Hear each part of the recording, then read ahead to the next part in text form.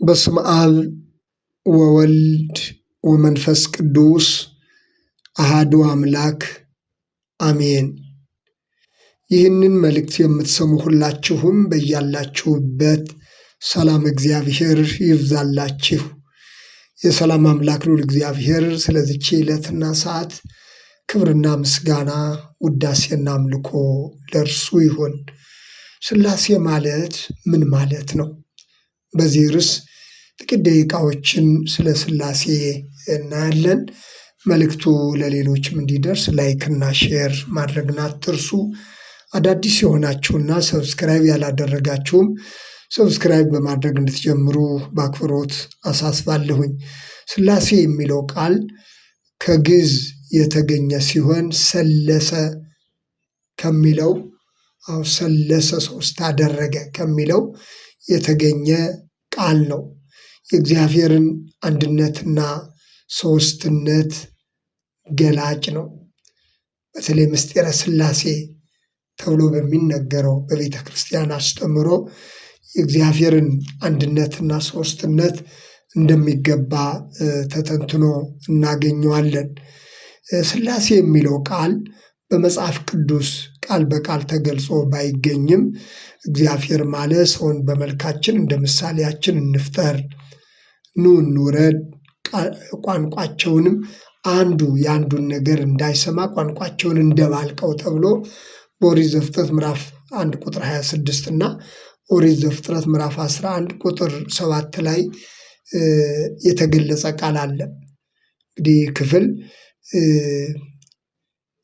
ኑ የሚለው እግዚአብሔር ማለት ሰውን በመልካችን እንደ ምሳሌያችን እንፍጠር እና ኑ እንውረድ ተብሎ የተገለጸው ቃል ከአንድ በላይ መሆኑን የሚያስረዳ ነው። ምንም እንኳ ሶስትነት የሚለው በአዲስ ኪዳን በግልጽ ቢቀመጥም በግልጽ ቢነገርም በብሉይ ኪዳን ግን ከአንድ በላይ እንደሆነ እግዚአብሔር ከአንድ በላይ ራሱን የገለጠበትን ሁኔታ ገና ከመነሻው ከኦሪት ዘፍጥረት ጀምሮ ተገልጾ የምናገኘው ቃል ነው። ስለዚህ በመጽሐፍ ቅዱስ የእግዚአብሔር አንድነትና ሶስትነት እንዴት ተገለጠ የሚለውን ገና ከመጀመሪያው ከኦሪት ዘፍጥረት ጀምሮ ከስነ ፍጥረት ታሪክ ጀምሮ ተገልጾ የምናገኘው ነው። በአዲስ ኪዳን ግን ይህ በግልጽ እግዚአብሔር ራሱን በሶስትነት እንዴት እንደገለጸ በግልጽ የምናገኘው ቃል አለ። ለዚህም በማቴዎስ ወንጌል ምዕራፍ 28 ከቁጥር 19ና 20 ላይ ተገልጾ እንደምናገኘው ሂዱ አሕዛብንም በአብ በወልድ በመንፈስ ቅዱስ ስም እያጠመቃችኋቸው የሚለውን እናገኛለን። ሂዱና አሕዛብንም በአብ በወልድ በመንፈስ ቅዱስ ስም እያጠመቃችኋቸው፣ በአብ በወልድ በመንፈስ ቅዱስ ስም እያጠመቃችኋቸው ደቀ መዛሙርት አድርጉ ተብሎ የተገለጸውን እናገኛለን። ስለዚህ እግዚአብሔር አንድ ሲሆን ራሱን በሶስትነት የገለጠበት መንገድ ሥላሴ ተብሎ ይነገራል። ሐዋርያው ጳውሎስም የጌታ የኢየሱስ ክርስቶስ ጸጋ፣ የእግዚአብሔር አብ ፍቅር፣ የመንፈስ ቅዱስም ኅብረት ከሁላችሁ ጋር ይሁን ሲል በሁለተኛ ቆሮንቶስ መልእክቱ ላይ ገልጾት እናገኛለን። ስለዚህ የእግዚአብሔር አንድነትና ሶስትነት የተገለጠበት ምስጢር ሥላሴ ወይም ምስጢረ ሥላሴ ተብሎ ራሱን በቻለ ሁኔታ በሚሰጠው ትምህርት ይህ የእግዚአብሔር አንድነትና ሶስትነት ተገልጾ እናገኛለን ማለት ነው። ቅድስት ሥላሴ ተብሎም ይጠራል። ልዩ ሶስትነት ማለት ነው። ቅድስት ማለት ልዩ ነው። ሥላሴ የሚለው ልዩ ሶስትነትን ገላጭ የሆነ ቃል ነው። ኦ ስሉስ ቅዱስ አብ ወወልድ ወመንፈስ ቅዱስ ልዩ ሶስት የምትሆን አብ ወልድ መንፈስ ቅዱስ ሆይ እየተባለ በተለይ በቅዳሴ አገልግሎት ጊዜ ዘወትር ሲነገር የምንሰማው ቃል ነው። ልዩ ሶስት የምትሆን አብ ወልድ መንፈስ ቅዱስ ሆይ ተብሎ ይነገራል።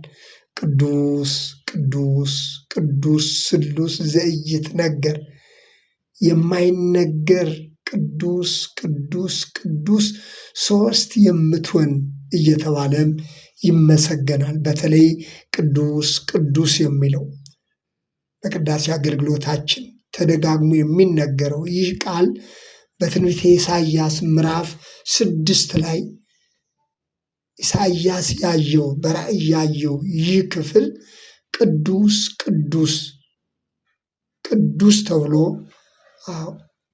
እግዚአብሔር ሰማይና ምድርን የሞላ አምላክ መሆኑን ለነቢዩ ኢሳይያስ የተገለጠበትን ትንቢተ ኢሳይያስ ምዕራፍ 6 ላይ ተገልጾ እናገኘዋለን።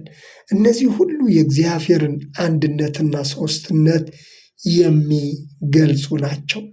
በተለይ ምስጢረ ሥላሴ የሚለው አስተምህሮ በራሱ የሥላሴ አስተምህሮ ምስጢር እንደሆነ ምስጢር ያለበትና ጥንቃቄ የሚያስፈልገው መሆኑን ጭምር የሚያስረዳ ነው። በአንዱ በእግዚአብሔር ውስጥ ያለውን ሶስትነትና አንድነት ለማወቅ ትኩረትና ጥንቃቄ እንደሚያስፈልግ፣ ስለዚህ ሥላሴ የሚለው በርካታ ምሳሌዎች ጭምር የተገለጹበት ነው። በተለይ እንደ ቤተ ክርስቲያናችን አስተምሮ ሰዎች ስለ ምስጢረ ሥላሴ የምስጢረ ሥላሴን አስተምሮ ይበልጥ ማወቅና መረዳት መገንዘብ በሚያስችላቸው ሁኔታ ላይ በተለያዩ መጻሕፍት፣ በአባቶች መጻሕፍት፣ በአበው መጻሕፍት ዛሬም ቤተ ክርስቲያን ስለ ሥላሴ የምታስተምሮ አስተምሮ በጣም ጥንቃቄ የተሞላበትና ሰዎች መረዳት ማወቅ እንዲችሉ እንደ ስሙ ምስጢር ያለበት ስለሆነ ይህንን የሥላሴን ምስጢር ለማወቅና ለመገንዘብ በጥንቃቄና በመጻሕፍት የተገለጸውን ሐሳብ በጥንቃቄ መረዳት እንደሚገባ አባቶች በልዩ ልዩ ምሳሌ ጭምር የገለጹበትን እናገኛለን። ለምሳሌ አብ በልብነት፣ ወልድ በቃልነት፣ መንፈስ ቅዱስ በእስትንፋስነት ተመስሎ እናገኛለን። አብ በልብ፣ ወልድ በቃል፣ መንፈስ ቅዱስ በእስትንፋስነት። ለምሳሌ እነዚህ ነገሮች በአንድ ሰው ሕይወት ውስጥ የሚገኙ ናቸው። አንድ ሰው ይናገራል፣ በልቡ ያስባል። ሕያዊት በሆነችው ደግሞ በእስትንፋስ ደግሞ አየር ይስባል። ስለዚህ ይተነፍሳል ማለት ነው። እነዚህ ሁሉ ግን ያሉት በአንድ ሰው ሕይወት ውስጥ ነው። ስለዚህ አባቶች በምሳሌያቸው ስለ ምስጢረ ሥላሴ በገለጹበት አስተምሯቸው አብን በልብነት፣ ወልድን በቃልነት፣ መንፈስ ቅዱስን በእስትንፋስነት መስለው እናገኛለን። እነዚህ ሁሉ ግን በአንድ ሰው ሕይወት ውስጥ የሚገኙ ናቸው እና በአንዱ በእግዚአብሔር ውስጥ እግዚአብሔር አብ፣ እግዚአብሔር ወልድ፣ እግዚአብሔር መንፈስ ቅዱስ ብለን የእግዚአብሔርን አንድነት በስም ሶስትነት ስንገልጸው በባህሪ በመለኮት በአገዛዝ በስልጣን አንድ የሆነው እግዚአብሔር ራሱን በሶስትነት የገለጠበትን ምስጢር በምሳሌያቸው የገለጹበት አንዱ ይህ ነው። ስለዚህ የሥላሴ አስተምሮ አሁንም ቢሆን ምስጢር ያለበት ጥንቃቄ የሚያስፈልገው እምነትንም መሰረት ያደረገ ነውና ስለዚህ ቅዱስ ሥላሴ ምስጢረ ሥላሴ እያል የሥላሴን አንድነትና ሶስትነት አንዱ እግዚአብሔር ራሱን እንዴት በሶስትነት እንደገለጸው ስናስብ ቅዱሳን መጻሕፍትን መሰረት አድርገን የሥላሴ ምስጢርነት ምን ያህል የረቀቀ መሆኑን እንገነዘባለን። የሥላሴ ቸርነት ከሁላችንም ጋር ይሁን። ይቆያል።